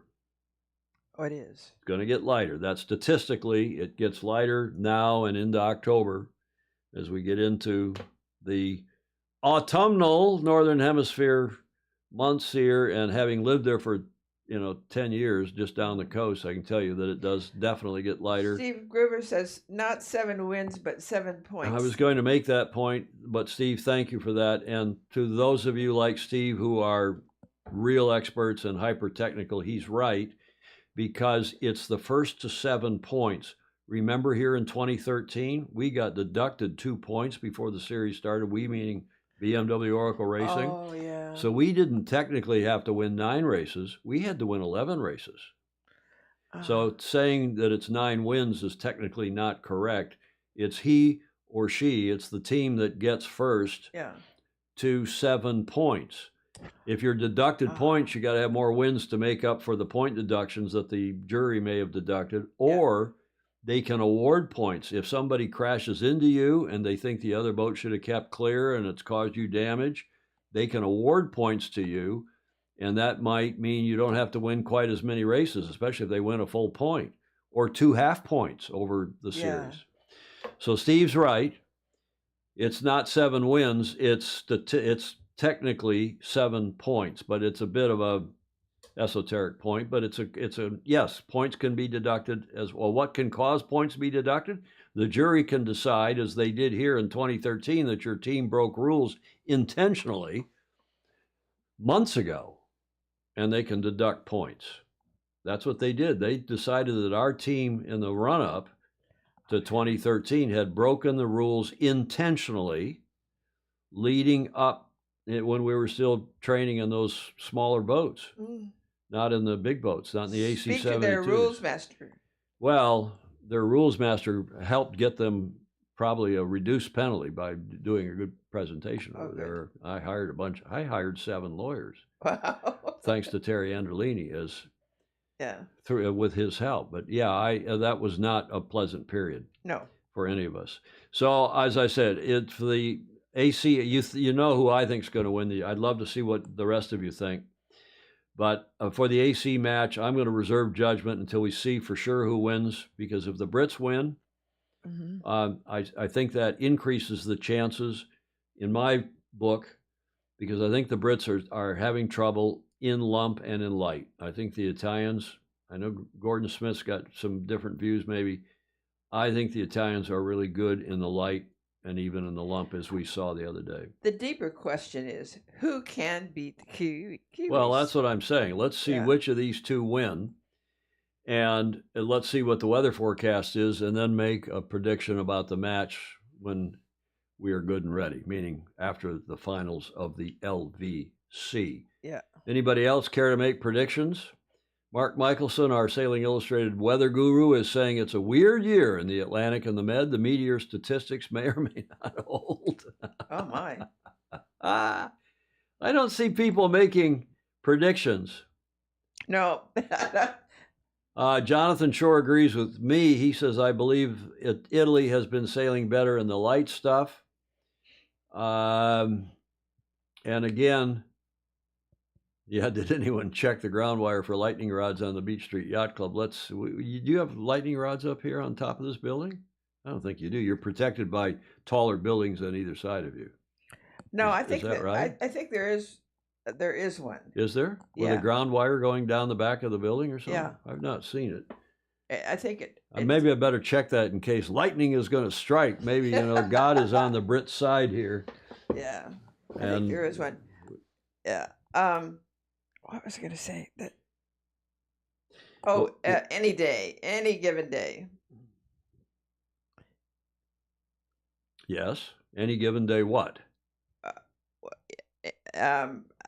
That was a quote from somebody that. On any given day, anybody can beat anybody. Right. Okay. Stingray thinks that ARBR creamed Great Britain in the light conditions. I think you're right, Stingray. I think the Brits are struggling in the light, and I think it's going to get lighter, and I think the Italians are pretty quick, pretty flash. And again, I would love to see Ben. I'd love to see the Brits win this. I do think that if the Italians win, we have a better shot that Patrizio Bertelli and the Italians will take it back to Sardinia and regularize the event, take it back closer to what a lot of us on here would like to see. I don't know if they'll change the boats. Who knows? I don't want to get into all that. Emmett is saying that both Italy and Great Britain will be modifying their boat in the week. Yes, they will be. I mean, this coming, well, they're modifying now. If there is a good blow, GBR will walk it. If it's light air, Italy will have the advantage, Ted Ryman is saying. I think it's going to be light. I think that between starting and, I'm sorry, I'm repeating myself, between starting and the light air performance, Luna Rosa Prada Pirelli will win out. We shall see. Yeah. Ed Worley says, can Ineos modify the boat? Yeah, both these teams can modify their boats up to a certain percentage during this break. I mean, they're in a break now. Yeah. Right? Okay, that's my crystal ball prediction. Let's start a group chant. Change the boats, Clark Chapin is saying. Yeah. We'll see. Now, I want to show you one more thing and why I'm worried about either of these challengers beating the Kiwis. The Kiwis are plenty quick downwind, but so are the Italians, and the Brits at times have been quick downwind. The Kiwis have not been so good at starting, but maybe they're getting better. And we know that Jimmy Spithill has been starting very well. And as Julie Aarons will remind us, that's a big part of it. Win the start, get uphill, at least be in the race, and pick the right side of the track, cross ahead, and then jet off from there. There's something else about the Kiwis that I want to show you that we haven't seen from, I don't think, any of the challengers, and that is the Kiwis have this, I won't call it celebrated because I don't think it's not that well known, but I have found a video about it. Watch the high mode that the Kiwis have. They've gone. What's little high mode here? Oh, we are. Windward here. There's been a breeze in 5, quite a heavy one. -1. He's holding, so just. Yeah, high mode here. Coming up on it, mate. Very, very difficult position for Emirates Team New Zealand to hang here. They have made a gain with their extra speed as the speed's equal. They've got him now, mate. Close to lane. See. Down, switch and then turn in, slow. Your wheel, mate. The high mode up to the deck. High mode on exit, please. And button. Oh, fantastic race here. Both boats. Now the back foot laying in this peak. You all know you're watching them. is the Rossa Prada Pirelli. Big gains there around the bow.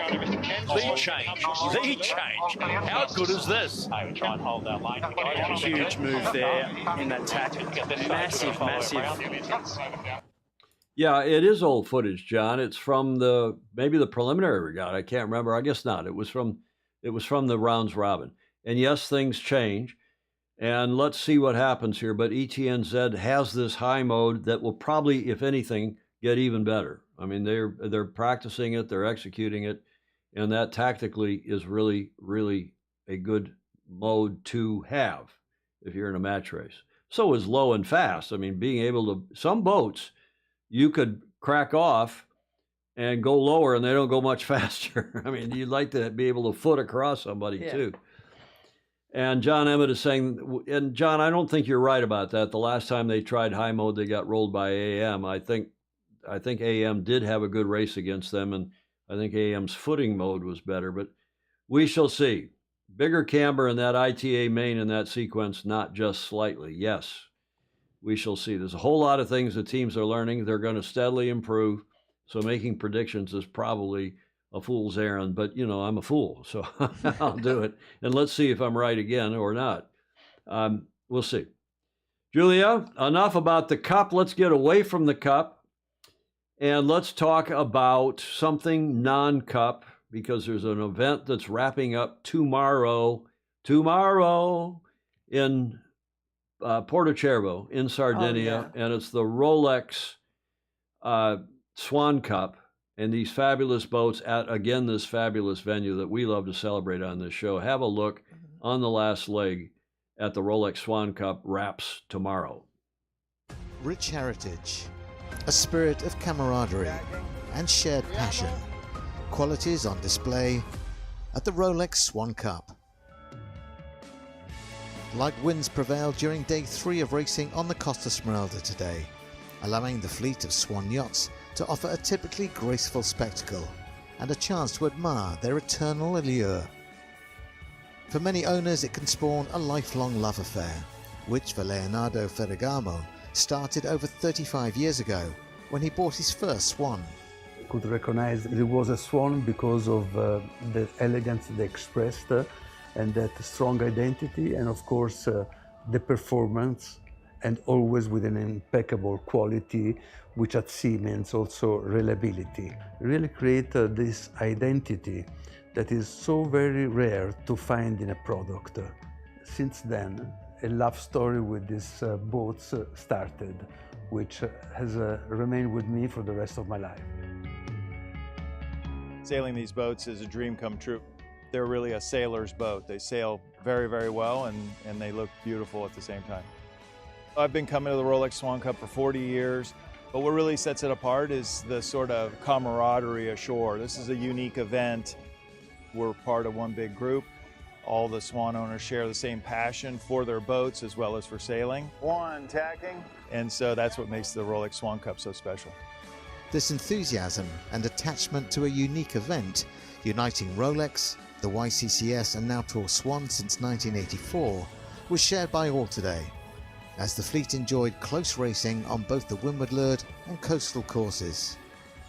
The 22nd edition of this regatta is building to an exciting finale. Look at the comments rolling in. Beautiful boats, very kind to the eye, great event. Joe Holtzman, now that is really sailing. Above that, Andy Cox. Crew work, spinnakers, everyone above deck, just terrific. Yes. Andy Cox is right. I think you're all right. Yeah, that earlier comment there from Steve Gruber replying to Rick Bannerow, I focus on the boat comms, F the commentators, way better than Sail GP anyway. Some people I was reading in Reddit this morning are critical of Shirley Robertson. Okay, she is platitudes and she's being super nice and yes, everybody's great and isn't this, but they're being paid to do that and they're trying to make this a nice appearing event. Yeah. And you're not going to be hard bitten like I am on the 5 a.m. shows and some of the Fozy are, and even though I try to drag it out of Graham Sweeney and Gordon Smith, they're still polite and nice. Yes. But they'll also make the odd pointed comment, which is why people come and watch the watch parties. Right. Right? Because they want to hear honest opinions from honest, knowledgeable people. Ed Worley's not, he's rooting for American Magic, or was, but he's also willing to say, hey, that wasn't such a good tack or jibe. Yeah. That wasn't such a great maneuver, Ed Worley. He never said that. No. So I think the commentary has been okay. Yes, we all say the same thing about the television feed. Turn the audio down. Either shut the F up, you announcer, so we can listen to the onboard audio for an extended period of time. You have to sort of orient yourself, and you have to hear for 10, 15, 20 seconds before you know if that's Jimmy or Francesco or is it Ben, or is it Dylan? And what are they saying, and what are they talking? And they don't do that. And I wish they would, especially that lead commentator, the host commentator, Steve McGivor, MC capital IVOR. Yeah, okay. The other commentators, Peter Lester's a Kiwi who's going to be a Kiwi cheerleader ultimately, and he's out on the water. They don't give him much time.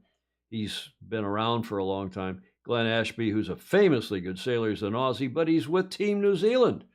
And you should have seen what Richard Gladwell had to say this morning as I was texting with him at Dark 30, and some of the comments he makes about the non-sailing journalists that are there interviewing these sailors in the so-called mixed zone. They don't have post-race press conferences like we used to have, where Bruno Truble, independent, neutral, or Bill Ficker, even before that back in the day, sat there in the middle of the table and he had the combatants on either side, and they were not using corporate speak and platitudes. They were there and saying, this is what happened. We screwed up, or we think that other team screwed up, or we're going to get them.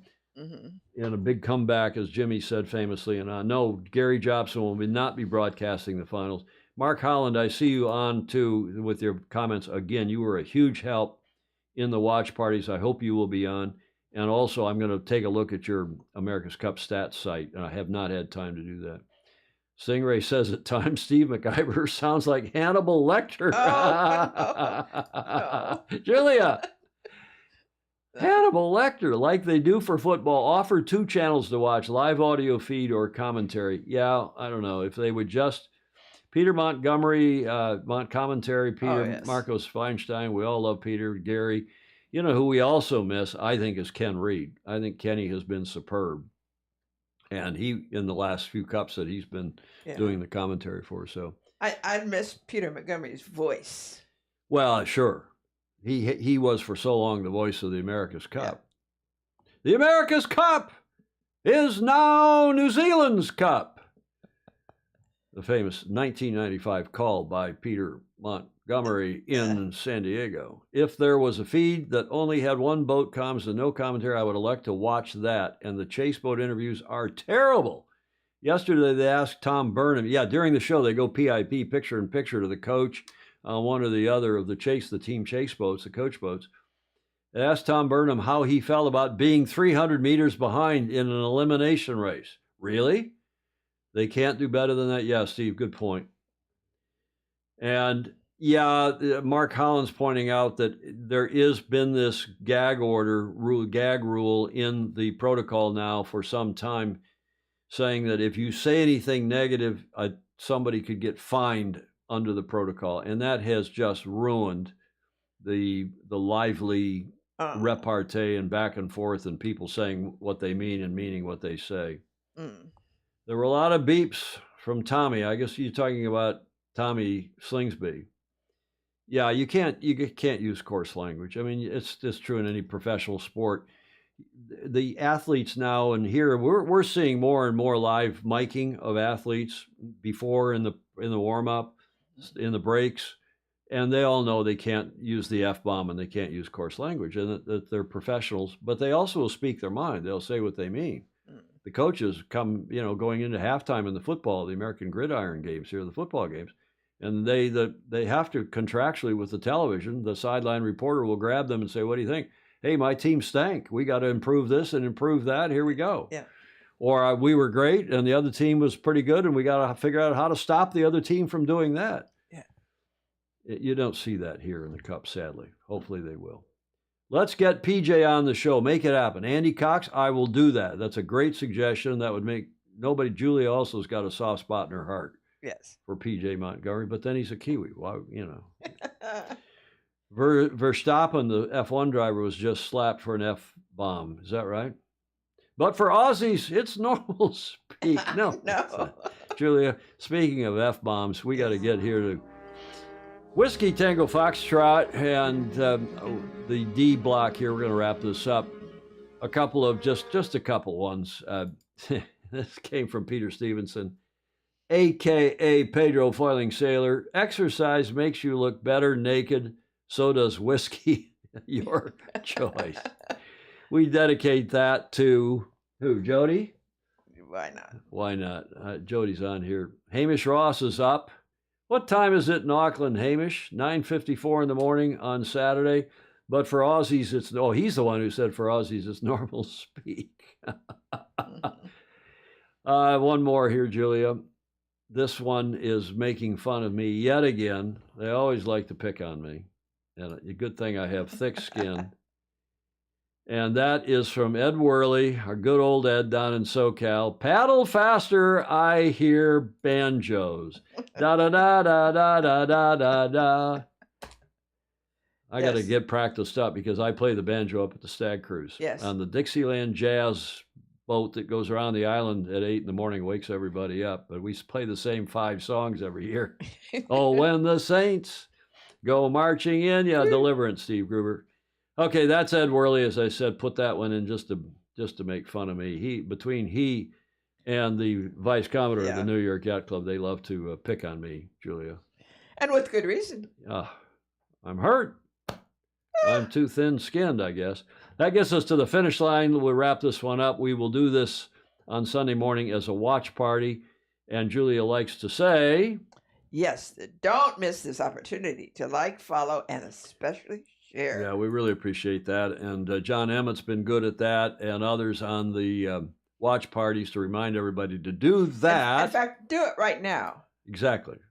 Just go to the bottom of your screen and share it. Right. Right now. Everybody's doing it. Thank you, Julia. Comments are welcome, even in replay. Those of you watch, many people watch this. Thousands of people watch this in replay.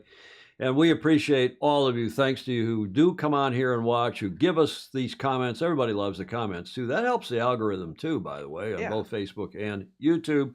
But those of you who give us a few bucks a month via Patreon are much appreciated. And we will see Julie Aarons and all of you Sunday morning. In the meantime, we want to thank those who did give us also audio, video, and images for today's show.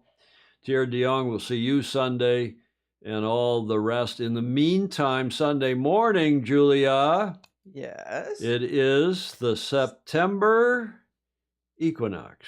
Autumnal equinox. The autumnal equinox here in the Northern Hemisphere.